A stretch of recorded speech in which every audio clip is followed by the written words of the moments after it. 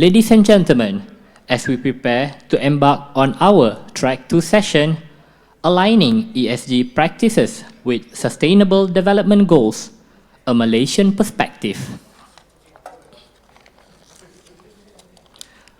We will explore the growing importance of ESG in Malaysia's business landscape, how ESG practices can contribute to achieving specific SDGs relevant to Malaysia, challenges and opportunities in aligning ESG with SDGs for Malaysian companies.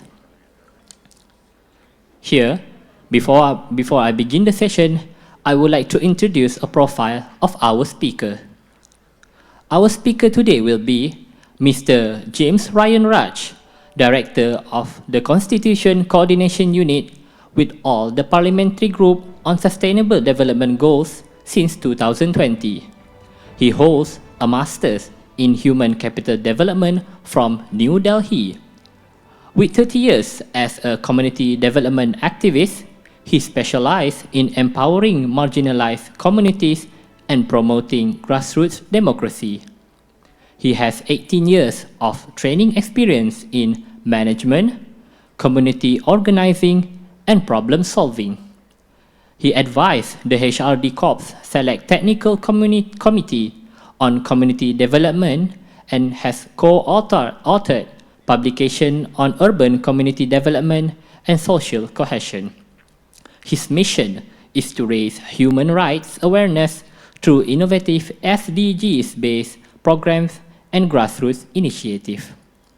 Without further ado, please welcome Mr. James Ryan Raj, Constituency Coordination Department and Community Farming, to deliver his speech.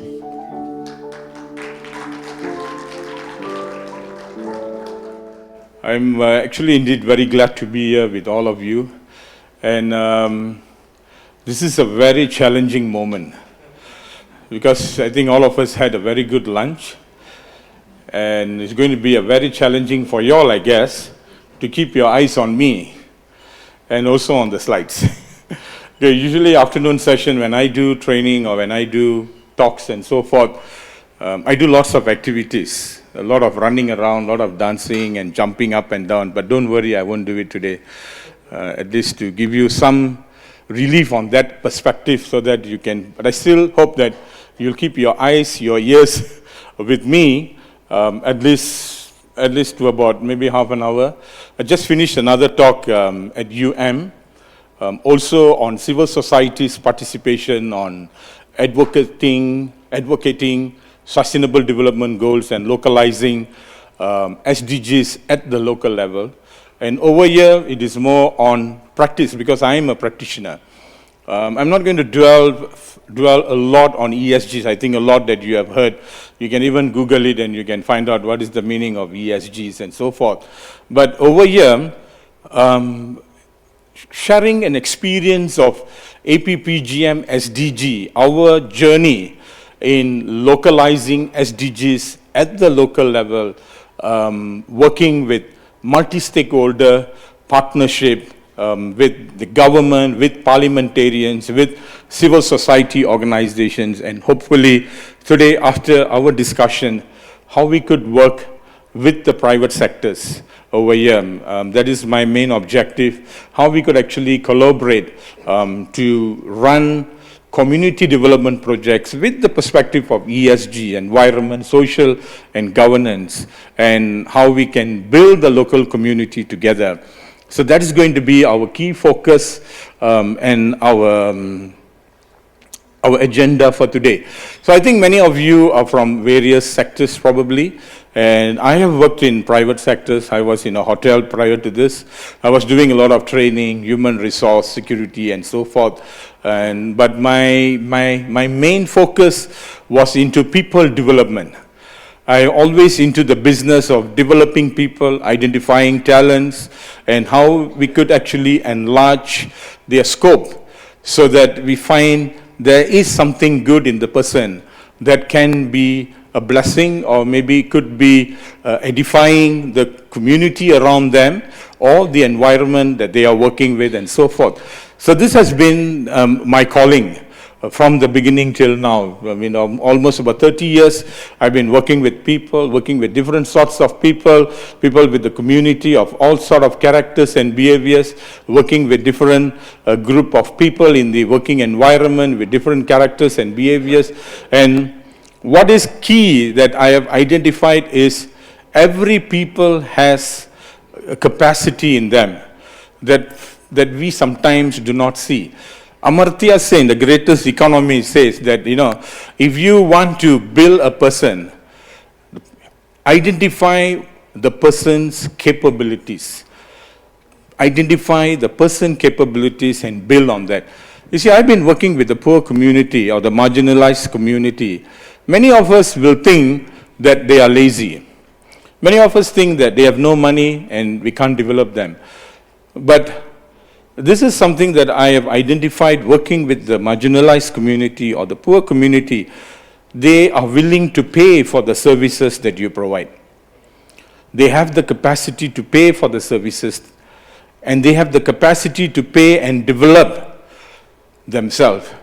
It is just that you identify their capabilities and let them know that you have and you have a worth, you have dignity, you have self-worth, and you have the capabilities in you that could be built if you provide yourself, your time, and yourself to us.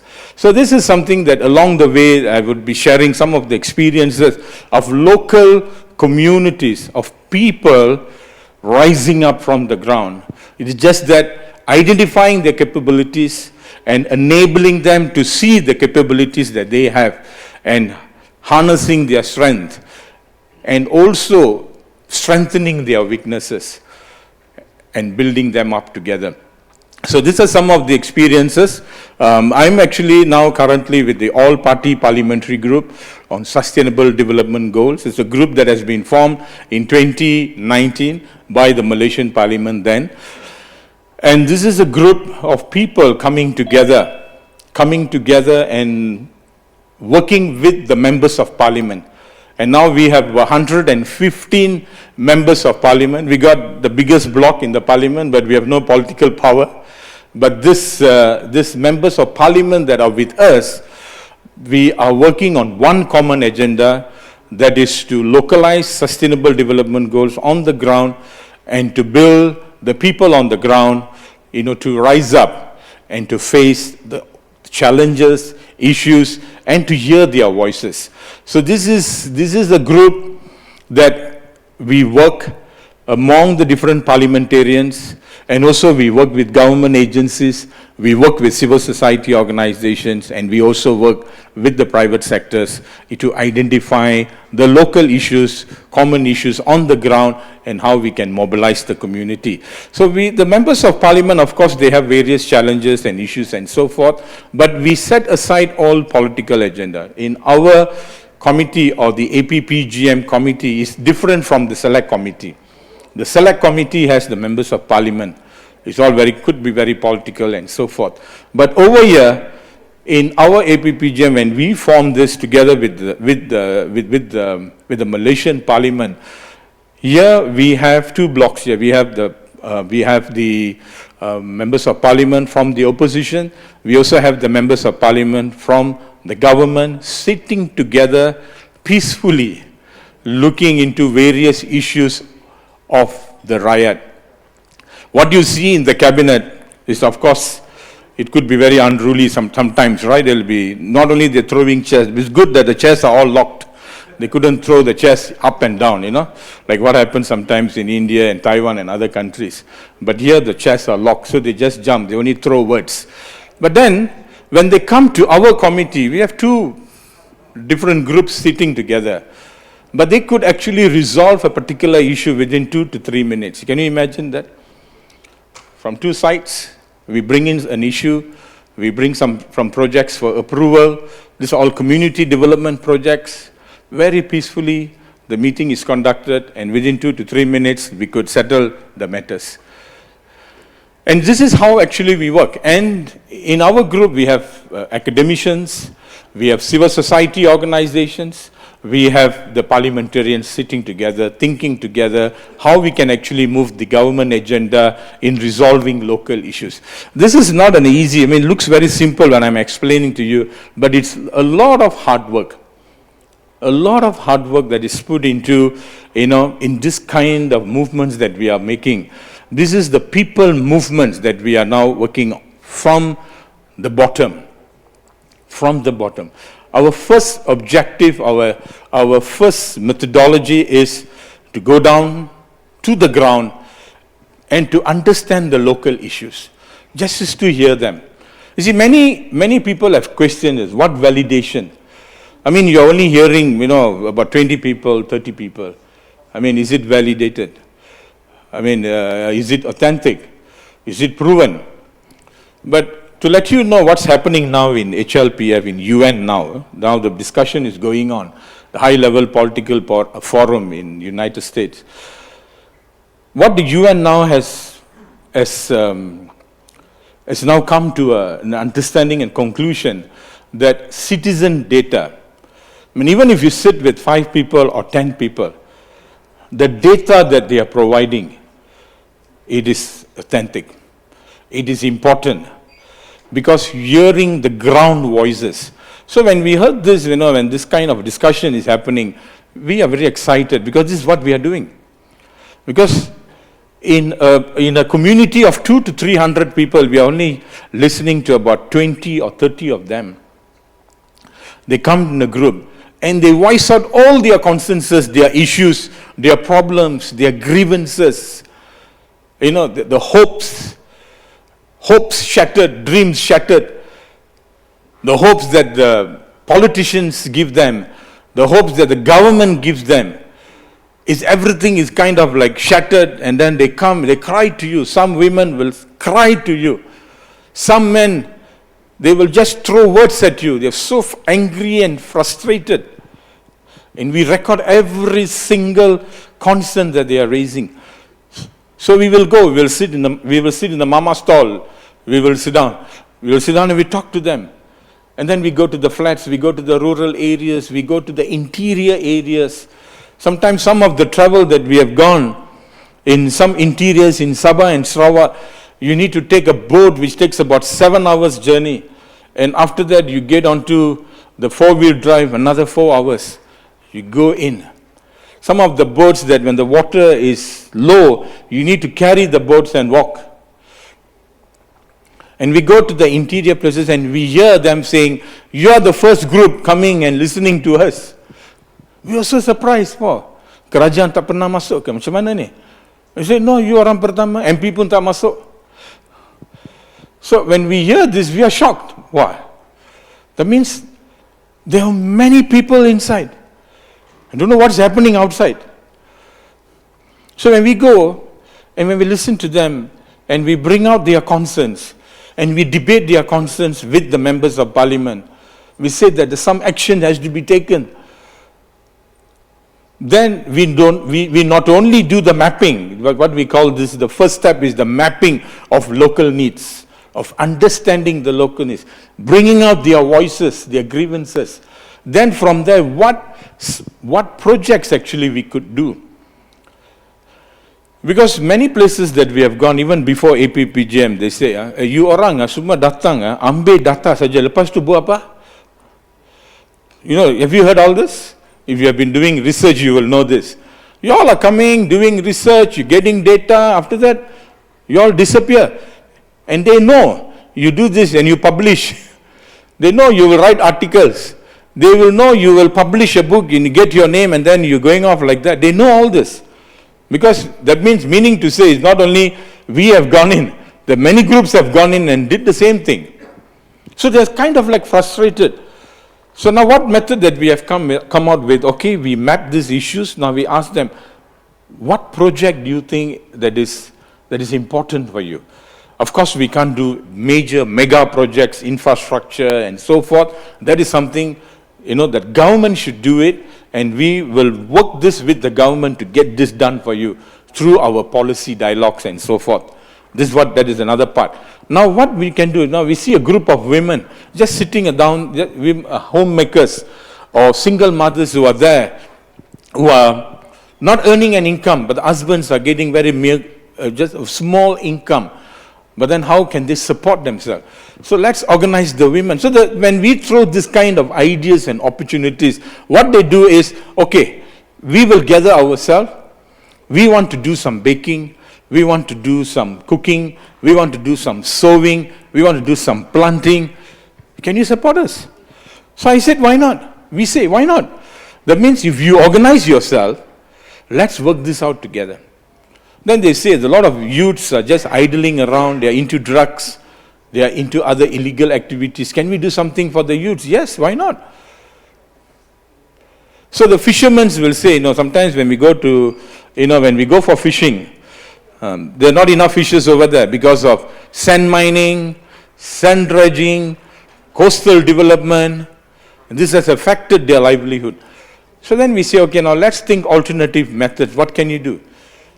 Can you do farming? Can you do fishing? Or can we do byproduct of the fish that you are getting, where you can also involve your wives or the women in that community to come and do some downstream products from the fish? Or chili, we go to chili kering, or you do udang fry, or some crepe, or some kerepo, whatever. So when we discuss this with them, they are coming out with some ideas. So these are some of the little projects which I can show you that is making great impact in the community. Very small projects, very common projects, but the projects over here, what we focus is the mindset change, which takes a lot of our time. It is not a kind of hit and run. When you hit and run, that's where the failure comes in. Projects are not working. So when we speak to the fishers, when we speak to the farmers, when we speak to the local community, when we do this mapping, we conduct micro-solution SDG-based projects. Micro-solution SDG-based projects where we gather the people together and we organize them. So when we do this, the people's participation, you can see there. And the confidence is rebuilt. There is a new hope is built in them. So what we do, we get the members of parliament to be involved. Okay, you need to take charge of this thing. You need to work this out. Now let's help you on your policy. So that's the next level that we do. We do micro projects, we do mapping, we do micro projects. Now next, on the long-term issues, they might have major coastal development issues where it's affecting the fishes. There will be the pricing of the farm products which has gone skyrocketing. It must be an issue there. So how can we take this into policy discussions, into policy briefs for the members of parliament to debate in the parliament? That is one level. The second level is we call the necessary government agencies to come for a dialogue. These are our findings, you can't deny it. Most of the government agencies at first were denying this. They said, how can you go to this kampung and ask all these questions? Of course, they will hantam us one. The matter is not hantam or not hantam. The matter here is this issue has been brought up by this member in this community. What are you going to do about it? So then when we get into some dialogues and so forth, then they begin to realize that yes, but their struggle is each department has their own way of doing things. And I think all of us know each department, they work in silos. They do not know what the other department is doing. Let's say a simple road. In one kampung when we went, a simple road has a lot of these issues, potholes and roads are broken, people can't travel. So when we checked with the agencies, they said, oh, ini bukan bidang kuasa saya. When you go to JK, they say, ini bukan bidang kuasa saya because this land belongs to TNB. So when we go to TNB, then TNB will say, no, I think this one is JPS. So they pass around. And we cannot find exact solution to that. Then how can we do this? But the agencies around have the answer. But they're just not coordinating themselves to identify and to resolve the issues. Just one simple example. There are many examples, even on the land, when we want to do some development, some repairs on infrastructure. So many agencies are involved into resolving one particular issue, road, for example. So it's very complicated. So that's the reason there is no one to coordinate the agencies to come together and sit and to work and resolve the particular issue. And this is where we are playing a key role. APPGM SDG is playing a key role, getting these agencies to come together and sit. Now let's look into this particular kampung. They have major road issues. What can we do? Then the agencies themselves are acknowledging, yes, we have so many agencies looking into this. Let there be one agency, maybe the local council or JKR, coordinate all these things and work with the agencies and then find the right budget and resolve it. That is what we need now. And these issues, there have been 20, 30 years, some of the issues are not resolved. From our mapping, we have identified close to 1,000 issues on the ground, not resolved. Economic issues, social issues, environment issues. So then we are seeing, what is this? Government is spending billions of money, so where is it going? I mean, you all would have the same question. Where is it going? How is it being utilized? What's happening? So in a way, we were also puzzled at that time. What is actually happening on the ground? Then we found, when we discussed with the agencies, we discussed with the officers, we discussed with the district officers, relevant agencies, they said that sometimes, when the instruction is given to them and how the instruction should be actually delivered, the flow and the order and the punca kuasa, it is not clearly defined. Now this is only, I've been told, this is only I should do. I should not do more than this. So that means the other departments should do that. So that means there is no clear definition of power, of your roles and responsibility, and the cross-cutting nature with different agencies and departments is not clearly defined. That's the reason we have a lot of, red tapes, hiccups on the issues, and end of the day, who is suffering? Is the local community is suffering. It's the local community is suffering. So there's a lot of the stories that we have now gathered, and we have done some publication, and now we are getting, by God's grace, now I can say that we are getting good support from the agencies, from the ministries, like environment ministries, and also now economic ministry, and also the Kementerian Pembangunan Wanita, the Women Development Ministry, into addressing social welfare issues, environmental issues, economic development issues. They are getting, now they are listening.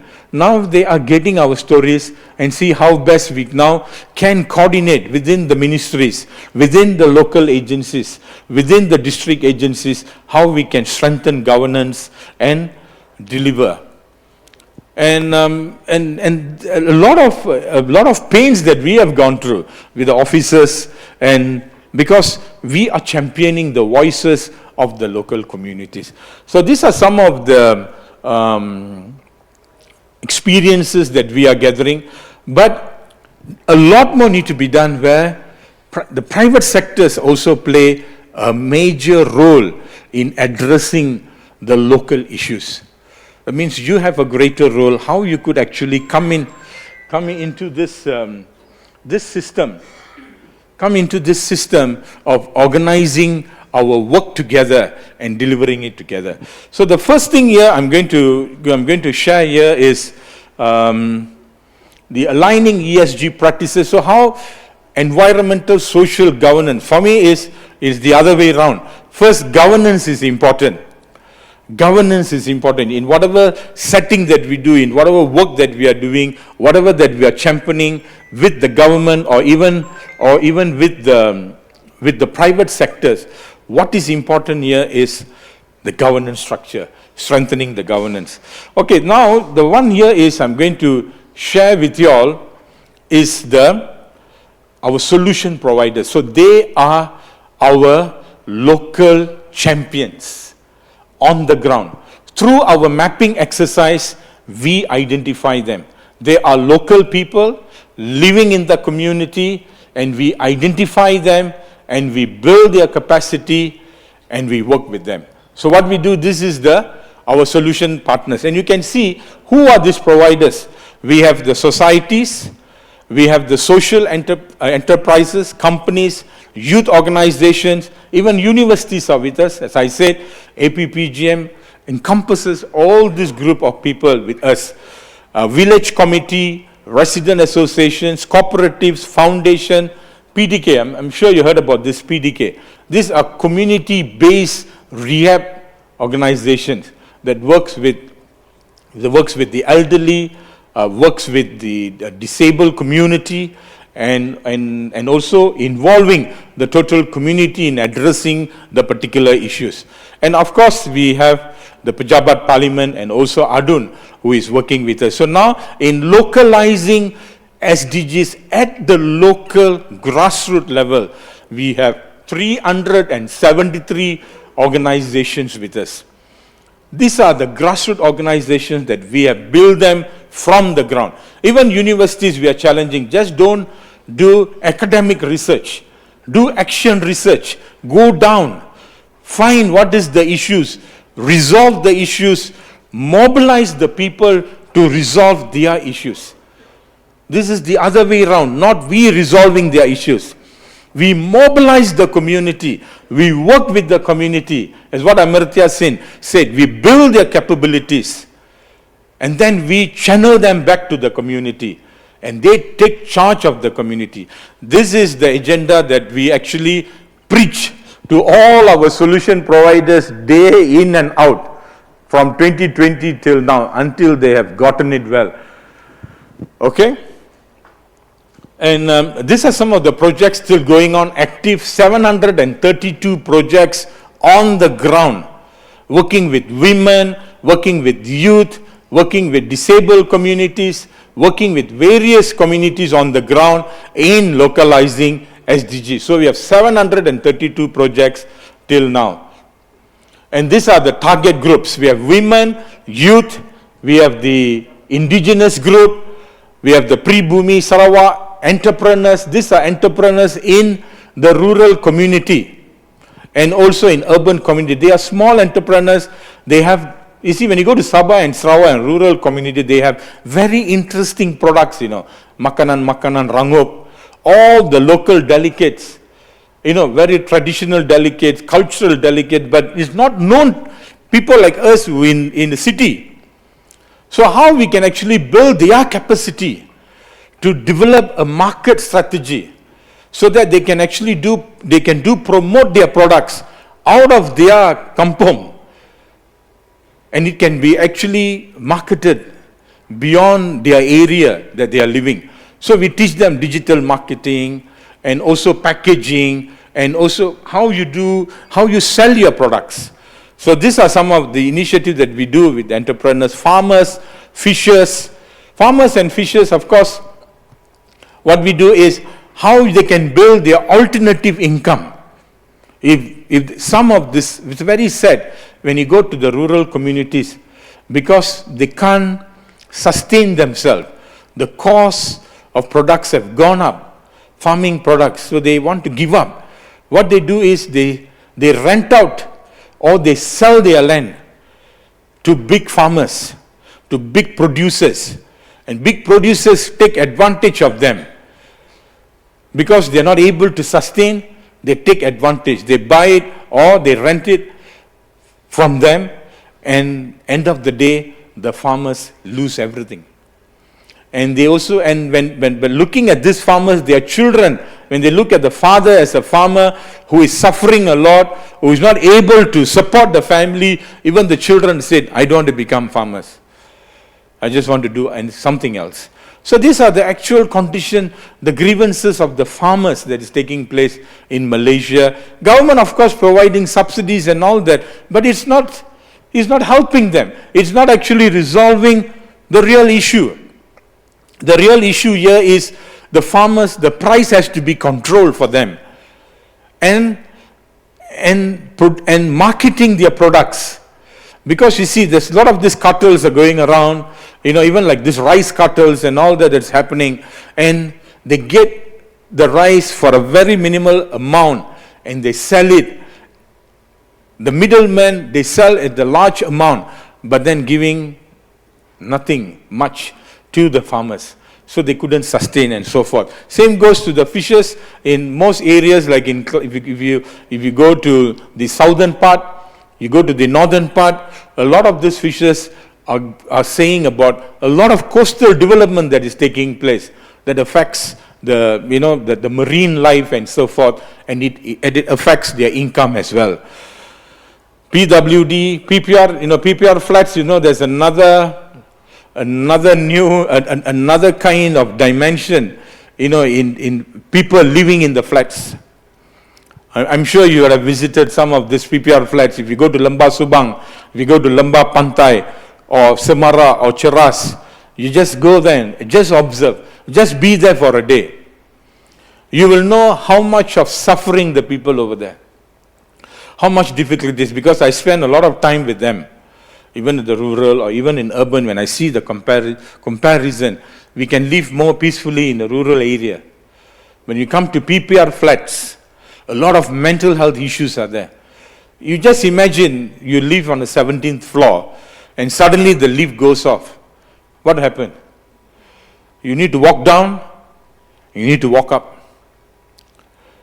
And every step that you go, this is the human behavior. You see, the mind is all blocked, The mind is blocked. See, when we are flat people, right?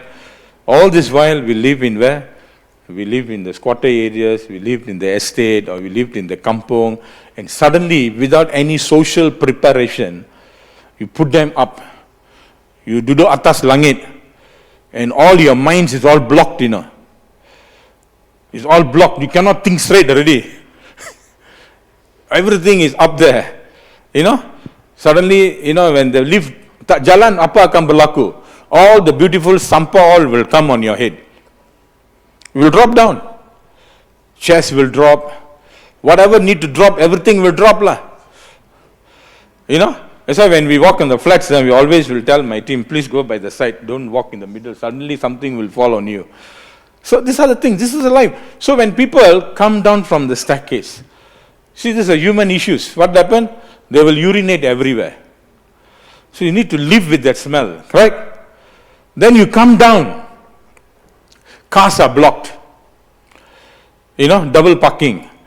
Let's say now 8 o'clock you need to get to work. You need to come down 6 o'clock or 6:30 or 7. Start pushing the cars away. One by one you need to push, then you take out your car.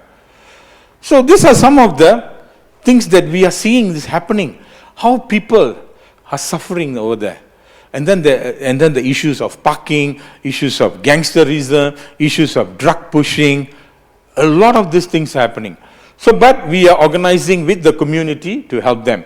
See, now this is our model, this is our framework that we have developed working with the local community. After the mapping, once the mapping has taken place, this is the model we do. This is our guiding principle. We use, of course, SDG as our base frame, and then we use the social work principles. The social work principle is organizing the community to take charge of their issues and to take action of their issues, and then to push the local authorities or the member of parliament for change, beginning from the ground. So that's the principle. And this SSC is the social solidarity economy. See, our economy is all driven on profit. Of course, private sectors, you all are doing for profit. There's no problem with that. But what we are now emphasizing to our group, the social enterprises, what we are emphasizing were our partners, it is people above profit. It is people above profit. It is people's development. Even if you get profit, you reinvest back on people. Of course, you need to cover your expenses. You need to pay for your staff. You need to pay for your rental. You take all that. There's no issues. But you invest back to develop people and to develop your movement. So this is the principle that we are applying, the social solidarity economy. That means people above profit. So these are some of the agenda that we have. So the social economy and environment is to provide immediate micro solution to short-term needs identified in the mapping. So short-term needs we identify. So this short-term needs actually is mobilizing and changing the people on the ground. It could be 4 months, but then we continue to the next phase, to the third phase. And then till we have 3 years of monitoring with them. At the third year, they have to independently run their projects. So this is the model that we are applying. Train locals to undertake sustainable solutions, SDG model solution, establishing SDG cooperatives. So around these 3 years, these are the process that will take place, that we are working with all the projects and with all our solution providers. Either you set up a cooperative or you set up a social enterprise. So this is the movement that we do. Mitigating long-term issues with the community to exposure of projects, food security, addressing inequalities. What we put in their mind, because ours is a multiracial, right? So we work with the Malay community, Chinese, Indians, Orang Asli, Orang Asal. We say that you need to have the principle of inclusiveness. Inclusiveness. Development should be inclusive, irrespective of race, religion. This is the mindset that you need to have. We teach them from the ground. We teach them to our local community leaders, members, and our solution providers. You just don't be single focused, but it should include everyone in the community. It's not only the Malays, Indians, and Chinese, but also people with disability, the elderly. Everyone should be included in your development programs and projects that you are doing.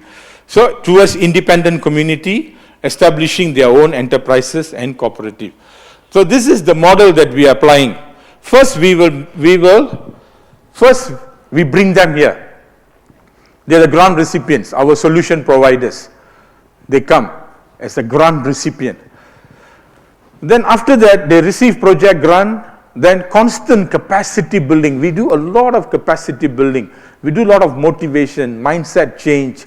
You know, you have to move away from the normal way of running programs. That means you get government funds or private sector fund, you run one program, you run tuition, you run youth program. That's it? No. There should be continuity. There should be a link. What is after next? Always ask the questions. After a project, what is next? Who I should now develop? Who I have left out? What can I do more to build the capacity of the local community? How can I bring unity among the different, the different community if there's a communal clashes or differences?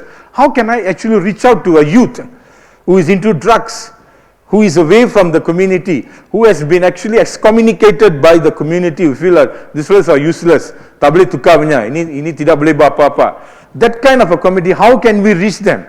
How can we bring them? So these are constantly built, constantly taught to them. So that's a change take place. Then from there, once they have run the phase 1, phase 2 projects, when moving to the next phase, let's say now you need 50,000. Okay, we will come 25. The other 25 you need to come now. So we move into co-funding. It was very difficult for them. Some of the solution providers, they say, well, how can we do this? We're always dependent on funding. No funding cannot run. We said, no, it can. Now from grant-driven, moving to investment-driven. From grant-driven, moving to investment. That means now you invest. Now you invest. It's your time now to invest. You find fundings. You invest. You invest your time. You invest your finance. And let's see how we can work together to build this project through alternative funding. So this is how we move them.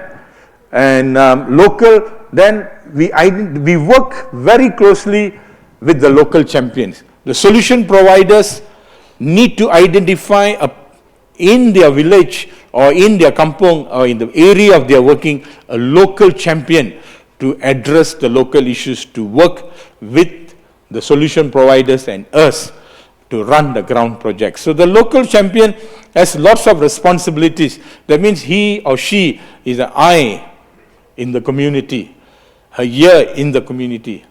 And she or he has to find alternative funding, how they can continue the effort continuously. Then from there, once when we build them here, now a lot of our partners are in this area now. They are project owners. They are elevated to receive bigger funding from other funders like Yayasan Hasana or even some private sector funding. They move into that. Or they do some investment. Investment meaning that here is not investing in shares and all that, but they set up cooperatives. They get other fellow members who has similar approach, like doing women's program or children's program. Similar mindset people, they gather and they invest money into running the projects. Or they set up some startups, small startups, like, selling cookies or sewing or even makeup or other items that they are doing. They do like a kind of a shared space for them to bring in their products, to sell their products, to market their products. So from that income that they get, they invest back into the community. As I was saying, I was sharing the model of the SSC. So this is how they are working, setting up cooperatives to leverage on social solidarity economy, creating self-sustaining community model, self-sustaining community development model. That means likewise, like-minded people coming together, investing their time and their money, setting up a cooperative and running the projects. So this is another model that we are applying. This is the participatory model in community development. This all we emphasize strong governance over here. That means the governance here is active people's participation from the ground. Active people participation on the ground in decision making, what is good for them. What we think is good for them doesn't matter. What is good for them, it is thought and discussed and it is driven by the local people. Then it will be sustainable. Why our projects on the ground till now, we are able to sustain because of this model. We emphasize this model, we train our solution providers into applying this model, the participatory model in community development. Private sectors, if you wish to do a project in a community, this model, if you could apply, your money is worth investing. Your money is really worth investing, even in environment, conservation, or social development, or economic development in a particular community, or in a particular group that you want to do. This model is tested. And I could say this because this was one we initiated even way before APPGM, when we worked with various different groups of people. But it's not an easy model to apply, but it's workable. It needs not only your money, it needs your time and your participation and your influence in the community. If you do that, then I think it's possible. Participatory model, one, you need inclusive dialogue, you need to have dialogue with them. Okay, 10 minutes. You need to have dialogue, you need to have the consensus, then you get the participation, and here is what is really, really important is ownership. They should feel, I take ownership. Sometimes when we have this discussion with the people, the way they talk, sometimes I feel, wow, they've taken ownership. They say, this is what we need. This is what we need to do. Yeah, not only that. Now they don't ask questions. They ask, what can we do now? You tell us. What can we do? Then I will throw that with them. You tell us now what we can do. It's not that I tell you what to do. Now you need to think for yourself what is good and what you want to do. We will provide you the necessary support, the training. Sometimes it's amazing to see the ground people, they are saying, now we don't need money. We can raise the money. But we need the politicians, we need the members of parliament to come and intervene to resolve some issues that we are not able to resolve. because it's an infrastructure, or it needs more funding, or it needs more political power, willpower to resolve. Even then I tell them, you don't wait for that. You need to rise up. You need to rise up. You need to voice out. Sometimes you need to knock the door even harder. Sometimes you need to break the door, probably. But you need to voice it out. You rise up. So the people movement is the one now we are seeing, the next level that we really want to push. People push for their needs. All the while they have been complaining and complaining. Say, don't complain now. Start moving the ground. Start coming together. You have come to this stage. Now you voice out. You have taken ownership. You move the MP to do work. You move the district agencies to work. But don't go alone. Go with a group of people and raise your concerns on the ground. So this is to secure ownership and commitment of the community involved. Okay, now these are some of the projects on the ground. Okay, this is catfish. Pernah makan kan ikan geli sambal, sangat sedap kan? So this is all the catfish business is going on since 2023. This penternakan keli dalam tangki poli. I'm sure you all have seen this. If not, you can go to Temurlo, or you want to go, you can visit this project. This is the project we started, with the local community, and now the local community has taken ownership, and now they are training others. They are training other members of the community to run this project. So, what we are seeing here is economic independence, fostering a sense of community. They are able to earn an income about 3,000. A simple project. We only invested 80,000. But they are able to earn a monthly income about 3,000. We have beneficiaries, about 10 to 15 of them. So now they have learned this skill, and they are now able to train others. The fellow community, they are able to train and build them. So the next we are saying, you set up an enterprise or you set up a cooperative, bring the people together, do at the larger scale, and share the income to the community. So this is the way we see that we can move the poor from their poverty, to move them up. But it takes time. It takes time. So it is just a beginning now, but a long way for this group to go, because there will be some issues, there will be some differences, there will be some conflicts. So along this way, we are equipping them not to give up, but to address all these challenges. So this is one activity. The other one, this is a social lab. One of our solution provider. They do training, workshop in organic farming. This is very environmental friendly practices that they do in organic farming, greenhouses. And this harvest, it is supplied to the local community. First they consume, then they replant. Then what we are saying is, the third phase is, you begin to sell. You first consume for yourself. Food security, you need to have enough food. See, now we see the country coming years might go into famine, or there's some food shortages. Now we're having a lot of issues on food safety, food security. Now we are emphasizing on planting your own food. Your own backyard, if you have a backyard, plant your own food. There is an integrated farming method, they call 4 square now. They call it 4 square integrated farming. Even if you have a small plot, even there you can have 4 squares here. You can have fish, you can have poultry, you can have vegetables, you can have other plants, food plants, you can have this. So we are encouraging this idea of planting your own food. See, people in the rural, if there is a famine or there's a food shortage, we will die first. The people in the rural will survive. So here, what we are saying, even if you're living in a flat, if you got a plot of land, start planting your food.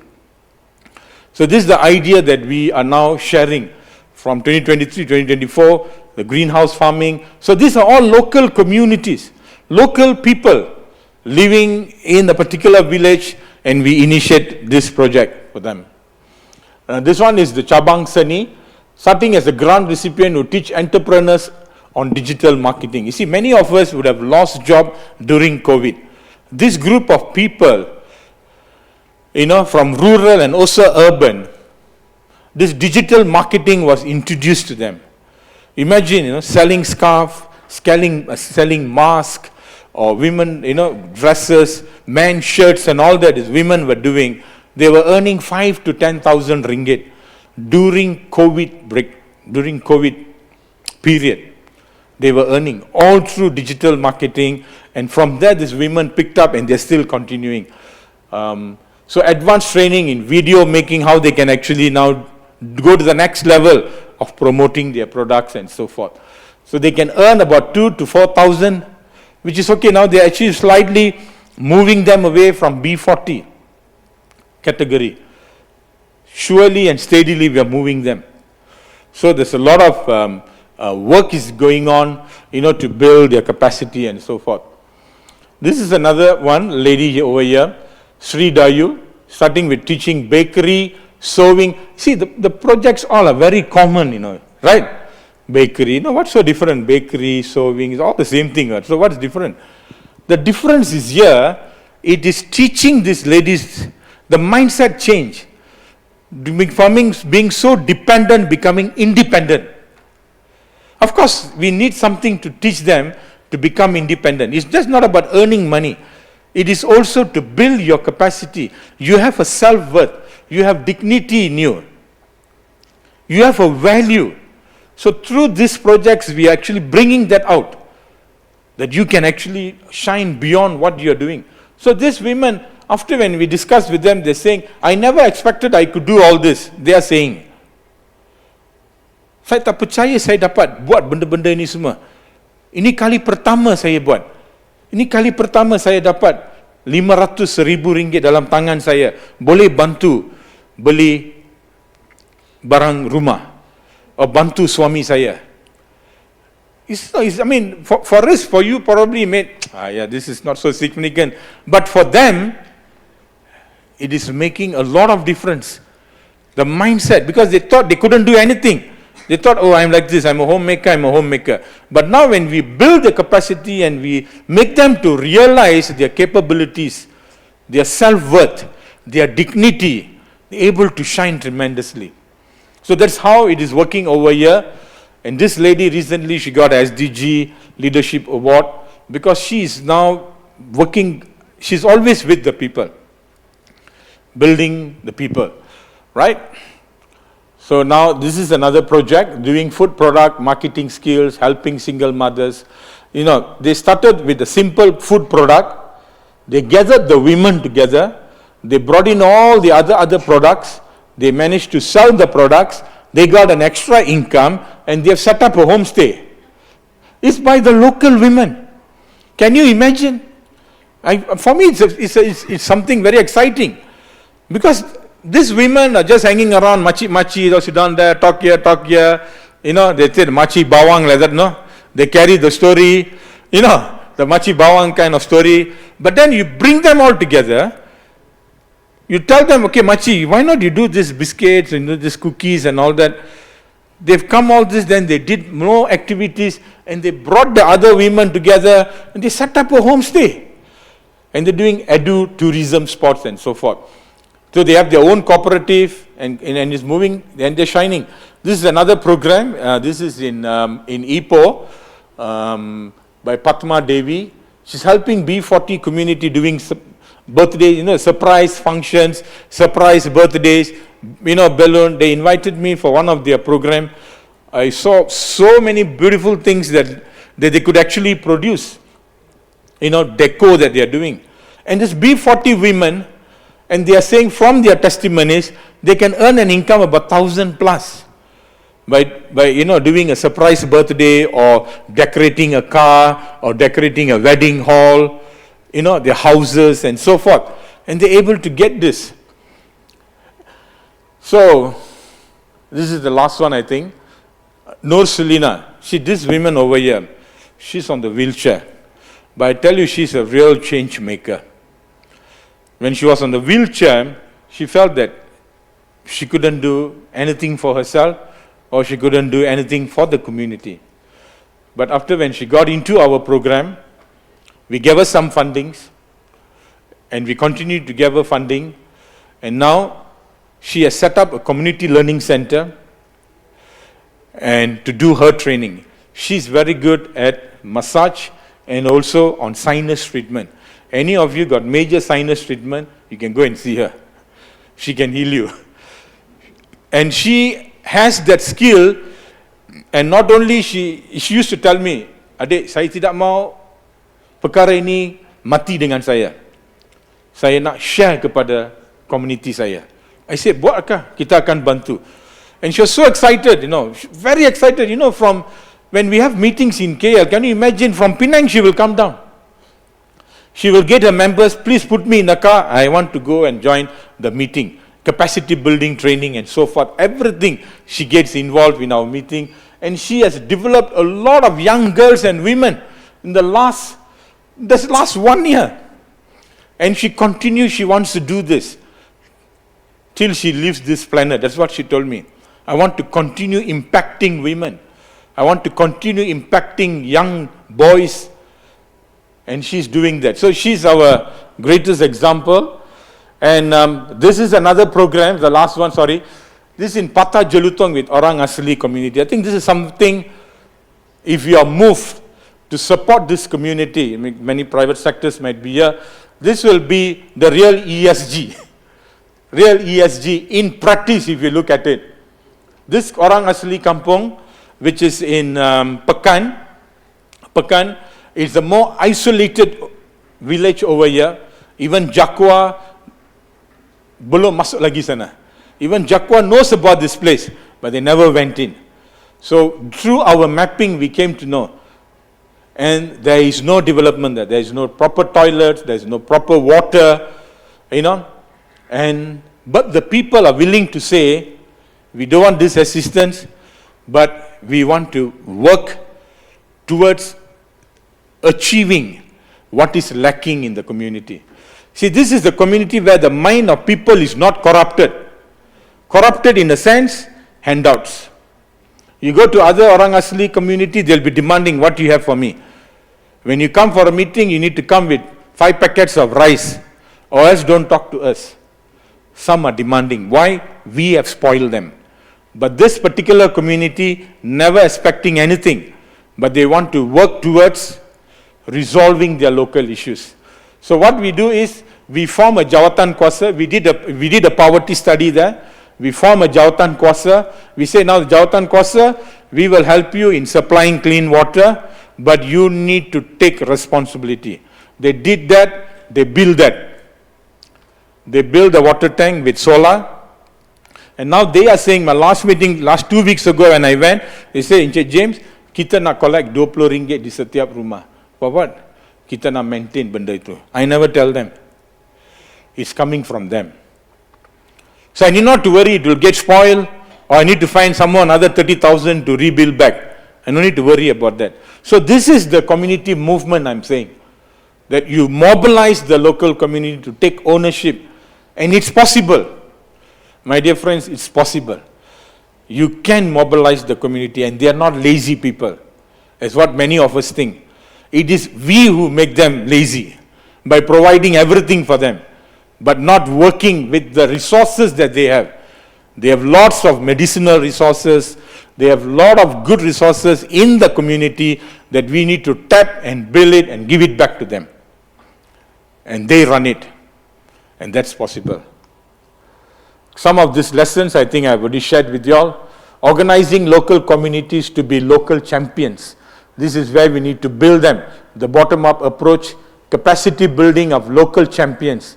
Build the capacity of local champions for them to address the local issues. I find if you want to see a change in the community, mobilize the women. Mobilize the women. The men will never move. Sorry, men.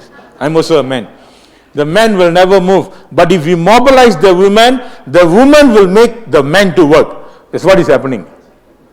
All right? I don't know how they do it, but we need to sit and talk to them.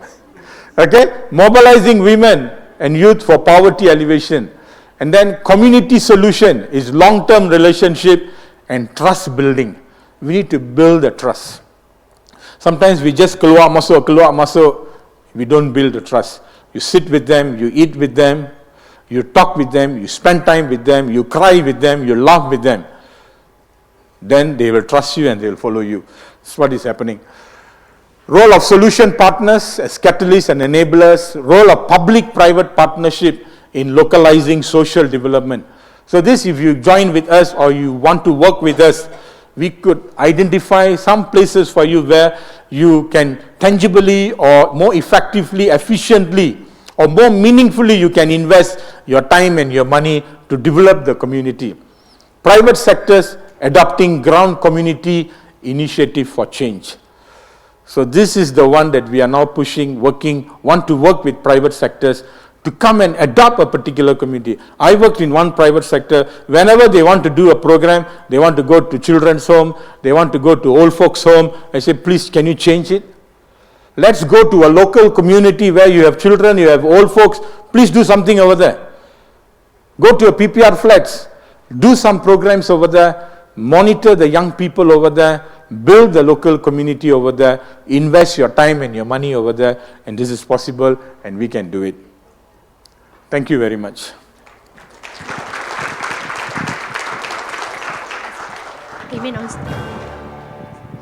Thank you. Thank you, Mr. James Ryan Raj, for that enlightening session. Now, I would like to invite Dr. Jayaramana Munusamy, MIM Board of Director, accompanied by Mr. Kabinesh Eliatambi, to the stage for the plaque presentation.